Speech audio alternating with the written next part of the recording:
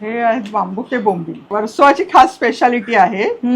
बोंबील असतात ना, ओले बोंबील, ते आम्ही काय करतो, साफ करून घेतो, पण त्याचं डोकं आणि शेपटी काढत नाही. आणि मग हे बोंबील आहे ना, त्याची जे तोंड असतं ना, ते असं एकात एक घालून असं पप्पी घेतात ते थोडक्यात. बांबू असतो ना, त्याच्यावर आम्ही असं लावतो वाळवायचे वाळवायला. हा. सकाळी वाळत टाकतो आणि संध्याकाळी काढतो. ते ना सेमी ड्राय होतात. म्हणजे हे पूर्ण ओले पण नाहीत आणि पूर्ण ड्राय पण नाही. म्हणजे ह्याला ड्राय बोंबलाचा वास नाहीये, नाही. ह्याला दोन्हीचा नाहीये.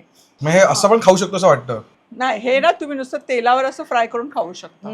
हे जे लसूण पडलं ना, लसूण हे माझं जीवकी प्राण आहे. आणि ह्याच्यामध्ये ना थोडंसं, अगदी थोडंसं नावापुरतं पाणी घालायचं आपण. ओके. एरवीपेक्षा कमी मीठ घालायचं, कारण ते मिठातच असतात.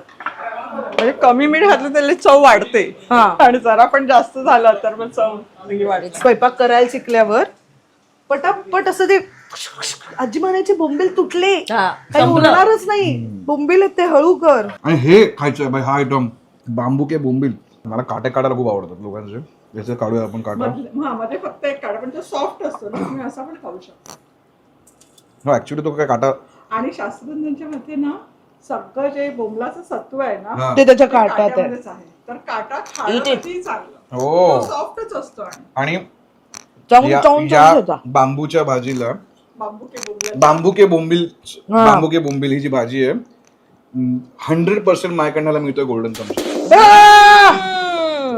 क्रेझी चव आहे याची, क्रेझी चव.